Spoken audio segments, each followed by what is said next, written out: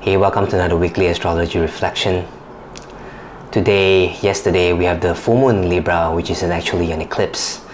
And despite not being a very full eclipse, it's like a penumbral, it's like a partial eclipse. The effects is so powerful that just today, or just yesterday, the UN has passed the ceasefire for the war in Gaza. And in the Libra energy of it, it's about finding peace and harmony, resolution and connection again, rather than constantly fighting. And it's a game changer for everyone around the world, especially in Middle East. And it's a time where people cease fire for a time to rebuild. Now this is interesting, and the reason I'm bringing this up is because the last eclipse, sometime around October, late September, October, where the sun is in Libra and the full moon is in Aries, that cycle started the war, right? And it's so funny because in the next eclipse, it's just like season 1, season 2. This eclipse is when the war stops, ceasefire. So the reason I'm bringing this up is as well showcasing that eclipse is a time of activation. It's a time when the opportunity you're looking for finally comes true. Or if you're not listening to the message, something can happen and activate, so that we clean up our mess, so that we don't run away from ourselves, so that we don't sweep it under the rug, so that we deal with the matter, the inconvenient truth, and show up to learn the lessons.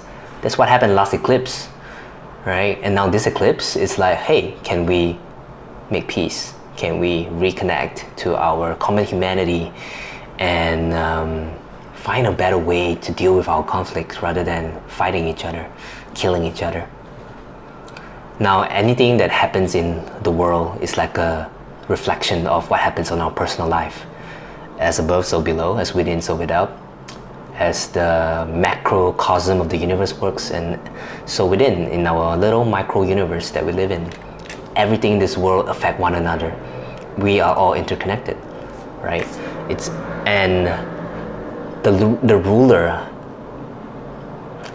ruling planet of the sign Aries and Libra is Mars and Venus, and they're all in the sign of Pisces. It's so interesting because Pisces is really recognizing, okay, we are all humans, and if this goes on, we have no world left to live.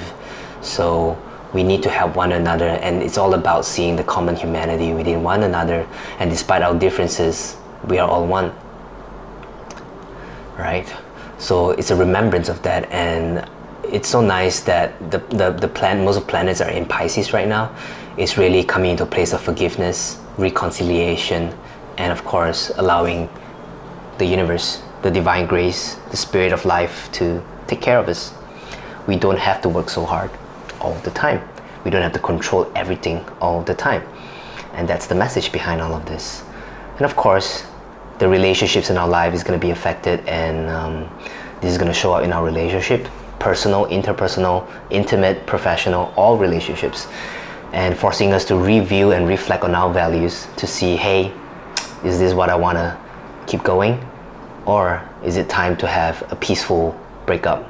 Or is it time to renew our vows, to renew our commitments, so that we can continue to grow and find more harmony and creativity with one another without suffocating one another.